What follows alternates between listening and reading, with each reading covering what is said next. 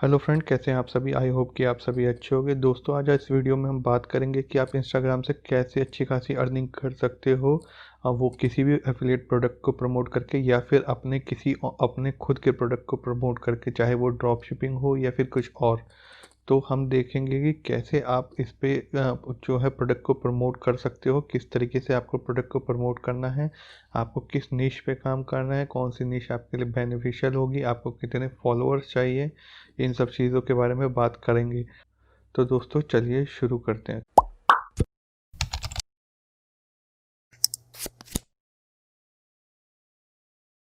तो दोस्तों, शुरू करने से पहले अगर आपने मेरे यूट्यूब अकाउंट को अभी तक सब्सक्राइब नहीं किया तो प्लीज़ इसे सब्सक्राइब कर लें और बेल आइकन को प्रेस कर दें, ताकि आपको मेरी लेटेस्ट वीडियोस मिलती रहे। और दोस्तों, मैं आने वाली वीडियोस में बताने वाला हूँ कि कौन कौन से लेजिट तरीके हैं जिनके थ्रू आप फ्री मेथड से आप अर्निंग कर सकते हो। आने वाली वीडियोस में मैं पेड मेथड के ऊपर भी बनाऊँगा और आपको दिखाऊंगा कि कैसे जो है एक्चुअली में अफिलिएट मार्केटिंग की जाती है। तो प्लीज़ इस चैनल को सब्सक्राइब कर लें।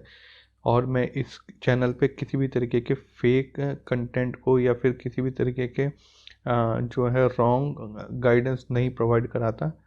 तो अगर आप भी चाहते हो कि आपको कोई अफिलिएट मार्केटिंग के बारे में बताए और सिखाए कि कैसे अफिलिएट मार्केटिंग करते हैं, तो प्लीज़ इसे सब्सक्राइब करना ना भूलें। और दोस्तों, शुरू करने से पहले मैं आपको एक और चीज़ बताना चाहता हूँ। देखिए, ये मेरा इंस्टाग्राम अकाउंट है। हालांकि इसमें अभी बहुत कम ही फॉलोअर्स हैं, मतलब ना के बराबर 29 फॉलोअर्स हैं।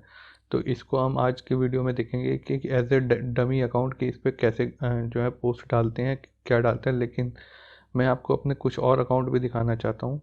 देखिए, ये मेरा है एक लग्जरी नीश पे अकाउंट है जिसमें लगभग 73.3 के फॉलोअर्स हैं। और जो इसका जो ट्रैफिक आता है वो टीयर 1 कंट्रीज से आता है, मतलब कि यूएसए, यूरोप, इटली, या फिर आप कनाडा या ऑस्ट्रेलिया आप कह सकते हो। ये कंट्रीज़ टीयर 1 होती है और टीयर 1 कंट्रीज़ बहुत ज़्यादा ज़रूरी है अगर आप अफिलिएट मार्केटिंग के थ्रू सेल्स लाना चाहते हो। अगर आप टीयर 1 कंट्रीज़ को टारगेट नहीं करोगे तो थोड़ा सा डिफ़िकल्ट होता है। ऐसा नहीं है कि आप टीयर 2 कंट्री या टीयर 3 कंट्रीज़ के ट्रैफिक आ रहे तो उसमें कन्वर्जन नहीं कर सकते, लेकिन वो उन पे कन्वर्जन करना थोड़ा डिफ़िकल्ट होता है कंपेयर टू टीयर 1 कंट्रीज़। ठीक है। तो अगर आप टीयर 1 कंट्रीज जानना चाहते हो तो बेसिकली ये यूएस हो गई, New Zealand, Canada, Australia, UK and Europe. ठीक है। तो इनका जो है ये इन पे ट्रैफिक जो होता है थोड़ा क्वालिटी होता है। और आपने नोटिस भी किया होगा कि अगर आपका कोई व्लॉग है या फिर यूट्यूब चैनल है, तो अगर आपका ट्रैफिक वहाँ से आ रहा है तो गूगल एडसेंस भी आपको अच्छा खासा जो है सीपीसी देता है। ठीक है। तो ये हो गया। और एक चीज़ और मैं दिखा देता हूँ आपको। ये मेरा एक दूसरा अकाउंट है, ये स्पिरिचुअल बेस पे है। ठीक है। स्पिरिचुअल निश पे है। तो आप यहाँ देख सकते हो कि 3713 फॉलोअर्स हैं। ठीक है। और इसका भी ट्रैफिक जो है टीयर 1 कंट्रीज से आता है। मैं आपको दिखा देता हूँ इसका भी। तो आप देख सकते हो इसके कुछ impression, profile visit, website taps. और अगर मैं दूसरे अकाउंट का भी आपको मैं दिखाता हूँ कि इस पर कितने टैप्स आए हैं। ठीक है। तो पहले मैं इसकी कंट्रीज़ दिखा देता हूँ आपको कि कौन कौन सी कंट्रीज से मुझे जो है ट्रैफिक आता है। आप देख सकते हो यहाँ पे जो कंट्रीज़ है वो यूनाइटेड स्टेट से 45%, मतलब ऑलमोस्ट आधा ट्रैफिक मुझे यूनाइटेड स्टेट से आता है। देन उसके बाद यूके, कनाडा, साउथ अफ्रीका। और आप नोटिस कर सकते हो कि ये सब टीयर 1 कंट्रीज़ है एक्सेप्ट इंडिया। ठीक है। अब दिखा देता हूँ मैं आपको जो पहले वाला लग्जरी नीश पे था उसमें मेरे को कितने वेबसाइट टैप्स आए। अब देखिए, यहाँ पे मैंने यहाँ पे एक अपना अफिलिएट प्रोडक्ट को प्रमोट कर रखा है। ठीक है। जो कि अर्न मनी ऑनलाइन पे है। ठीक है। अब मैंने इस लिंक को पोस्ट करे हुए मुझे लगभग आज 5 दिन हो गए हैं। और मैं आपको दिखाना चाहता हूँ कि इस पे कितने टैप्स आए हैं, मतलब कितने लोगों ने इसे विज़िट किया है। ठीक है। तो आप देख सकते हो कि ये जो है मेरा इम्प्रेशन है, ये मेरी अकाउंट रीच है, इतने लोगों ने मेरा प्रोफाइल विजिट किया है। और वेबसाइट टैप आप देख सकते हो 29 दिसंबर से जनवरी 4 तक 122 क्लिक आए हैं। तो अब आप सोचो कि 122 क्लिक हैं, देन उसके बाद आप अगर इसका 10% भी पकड़ लो आप, ठीक है, यानी कि अगर आप 12 लोगों को भी मान लो, 12 को भी छोड़ो, आप 3 लोग भी मान लो। ठीक है। इस 5 दिन में अगर 3 लोगों ने मेरे प्रोडक्ट को परचेज़ किया है तो आप सोचो कि कितनी अर्निंग कर सकता हूँ, क्योंकि ये पेज भी मेरा है, इसके लिए मुझे कुछ पे नहीं करना पड़ रहा। और ये जो ट्रैफिक है इसको जैसे मर्जी मैं डाइवर्ट कर सकता हूँ। तो ये वीडियो में मेरे को ये चीज़ दिखानी इसलिए ज़रूरी थी कि आपको एक ट्रस्ट बिल्ड हो कि हाँ, जो कुछ मैं बताऊँगा उसमें थोड़ी क्रेडिबिलिटी होगी, जो भी मैं बताऊंगा उसमें थोड़ी सच्चाई होगी। मैं कुछ भी ऐसे नहीं बता रहा, क्योंकि मैं इंस्टाग्राम पे 3 साल से हूँ, 3 साल से बिजनेस कर रहा हूँ, तो मुझे नॉलेज है कि क्या चीज़ काम करती है इंस्टाग्राम पे, क्या चीज़ नहीं करती, और कैसे अफिलिएट मार्केटिंग करते हैं।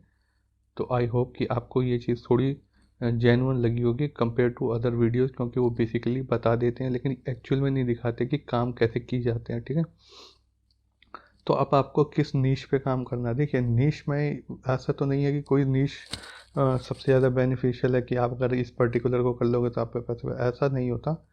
नीश बेसिकली आपको जिस चीज़ के बारे में आपको लगता है कि आप उसके बारे में अच्छे से उस चीज़ को प्रमोट कर सकते हो या उस चीज़ के बारे में लोगों को बता सकते हो, तो मेक श्योर कि आप उस पर ही काम करें।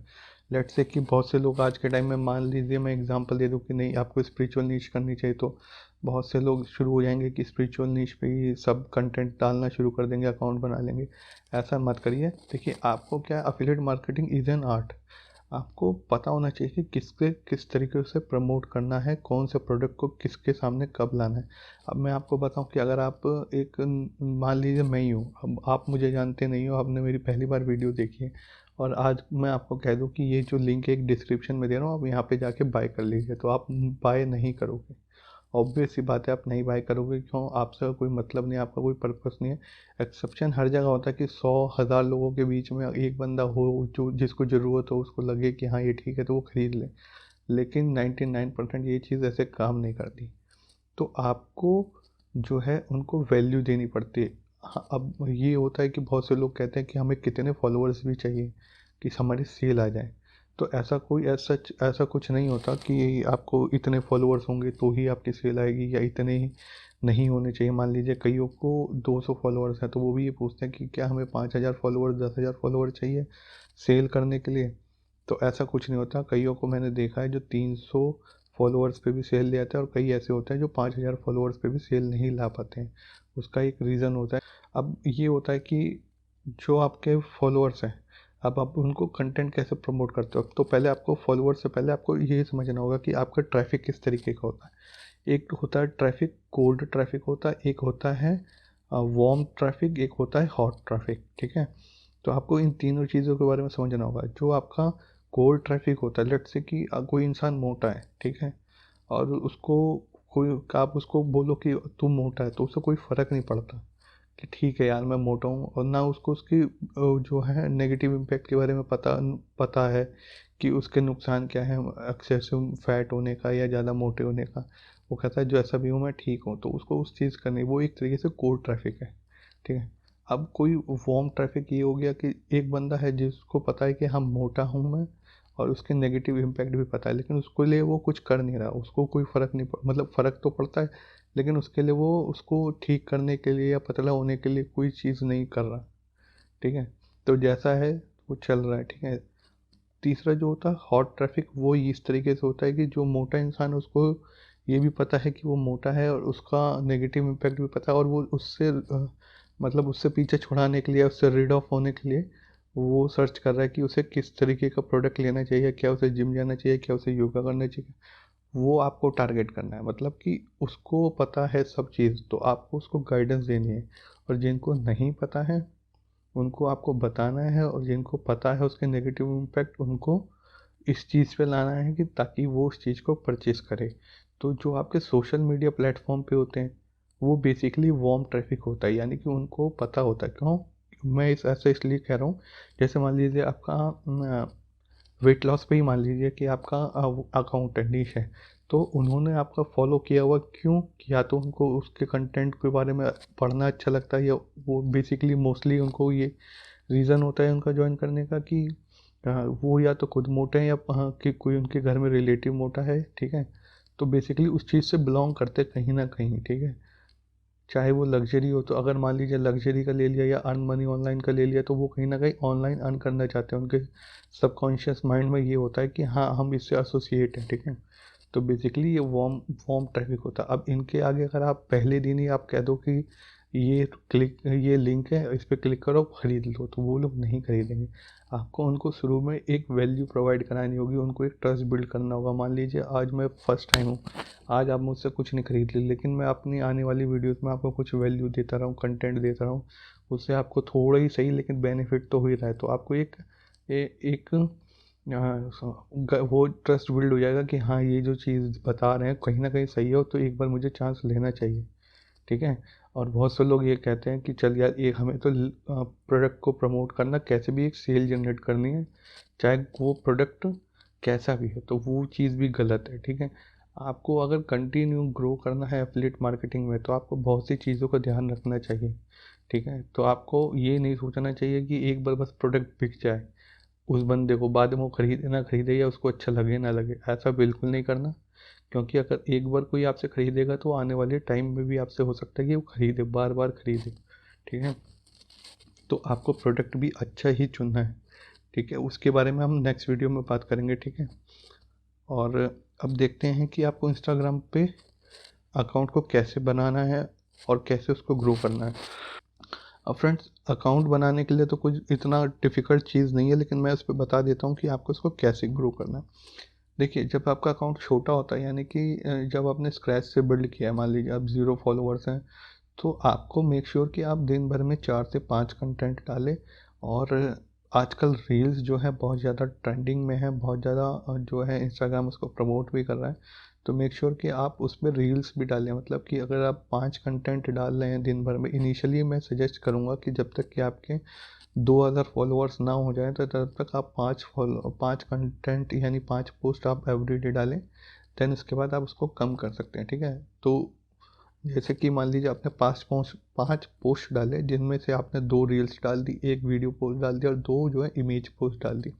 अब वीडियो पोस्ट डालने का मतलब क्या होता है कि इसकी इनसे आपको अकाउंट पे रीच अच्छी मिलती है। ठीक है। इनकी रीच अच्छी मिलती है क्योंकि लोग व्यूज़ ज़्यादा करते हैं। रील्स को डालोगे तो और ज़्यादा बेनिफिट है आपको। ठीक है। और जो आपके इमेजेस होते हैं वो लाइक्स अच्छे करते हैं, वो इंगेजमेंट बिल्ड करने के काम आते हैं। तो आप इस तरीके से डालें कि आपको रीच भी अच्छी मिले और इंगेजमेंट भी अच्छी मिले। ठीक है। और मैं सजेस्ट करूँगा कि अगर आप शुरू में फॉलो अनफॉलो कर रहे हो, तो फॉलो अनफॉलो करने में आप ज़्यादा लोगों को फॉलो ना करें और उन्हीं लोगों को फॉलो करें जो आपके निश से क्लोजली रिलेटेड हो। और एक बार में आप एक दिन के अंदर अगर आप 70-80 करें, उससे ज़्यादा ना करें, क्योंकि हो सकता है कि आप कर लो, उससे ज़्यादा कर लो, 110 120 भी कर सकते हो, लेकिन जो है आपका आज के टाइम में जो इंस्टाग्राम है वो आपको क्लोजली मॉनिटर करता रहता है। आपको पता नहीं है, लेकिन आपकी हर एक चीज़ को मॉनिटर करता रहता है। और अगर आप हद से ज़्यादा करोगे तो वो आपके अकाउंट को जो है फ्लैग जनरेट कर देगा, यानी कि आपको एक स्पैम कैटेगरी में डाल देगा। तो उसमें क्या होगा कि एक टाइम तक तो आप फॉलो अनफॉलो से बहुत तेज़ी से ग्रो करोगे, लेकिन एक टाइम के बाद जब आप देखोगे कि वो फॉलो अनफॉलो रुक गया है और आप दिन भर में 100 बंदों को भी फॉलो कर रहे हो, तो भी वो 2 या 3 लोग ही फॉलो कर रहे हैं, आपको फॉलो बैक कर रहे हैं। और मोस्टली वर्स्ट केस में ये होता है कि आपका अकाउंट एक जगह जाके रुक जाएगा, उल्टा फॉलो की जगह लोग अनफॉलो करना शुरू कर देंगे। ठीक है। ये मैं एक्सपीरियंस से कह रहा हूँ, तो इसलिए मैं आपको कह रहा हूँ कि आप ऐसा मत करिएगा। हो सका आपको टाइम लगता है, वेरी करता है निश पे कि कौन से निश में कौन सी कॉम्पिटिटिव, कितना कंपटीशन ज़्यादा है कितना कम है, ये वेरी करता है। डॉग डॉग हो गया, मेंस फैशन हो गया, इनमें कंपटीशन कम है। फिटनेस और स्पिरिचुअल, इन सब में थोड़ा सा कंपटीशन ज़्यादा है। तो आपको इसी हिसाब से अपना जो है आपके अपनी अकॉर्डिंग के हिसाब से आपको जो है निश बनानी चाहिए और उसी हिसाब से उसको ग्रो करना चाहिए। और ट्रस्ट में, एक बार आप जब 5000 फॉलोअर्स को क्रॉस कर लोगे, तो आपका जो है अकाउंट ग्रो होना एक पेस पकड़ लेगा। मेरे ये जो लग्जरी निश अकाउंट है, हालांकि मेरे पे बहुत से अकाउंट थे, अब मैंने काफ़ी सारे सेल कर दिए हैं, बहुत ही कम मेरे पास अकाउंट बचे हैं। और ये जो निश अकाउंट है, ये जो लग्जरी अकाउंट है, ये भी मैं सेल करने वाला हूँ। ठीक है।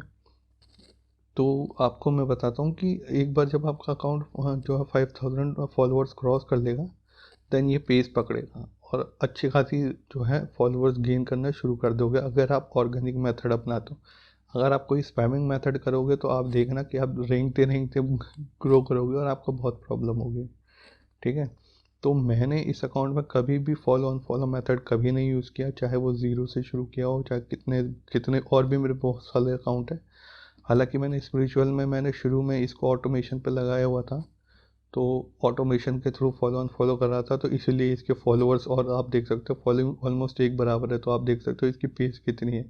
और जो ये मेरा लग्जरी निश था, इस पे मैंने ऑर्गेनिक ऑर्गेनिक मेथड से एक दिन में 700 फॉलोअर्स भी गेन किए हैं, ठीक है। तो आपको मैं दिखा दूंगा आने वाली वीडियोस में कि अब मेरे जो इस अकाउंट का स्टैट्स हैं कि मैंने कितने कितने फॉलोअर्स एक दिन में गेन किए हैं। तो अगर आपको और कोई क्वेरी हो इंस्टाग्राम से या अफिलिएट मार्केटिंग से रिलेटेड, या किसी और प्लेटफॉर्म के बारे में जानना हो कि इस प्लेटफॉर्म पे कैसे आप अफिलिएट मार्केटिंग कर सकते हो, तो आप मुझे कमेंट सेक्शन में लिख सकते हो। और अगर आपको और कोई क्वेरी हो तो आप वो भी मुझे कमेंट में बोल सकते हो। और अगर आपको वीडियो अच्छी ना लगी हो तो वो भी आप मुझे बता सकते हो, या मैंने कुछ रॉन्ग गाइडेंस दी हो तो उसके बारे में भी आप कमेंट में कर सकते हो। तो थैंक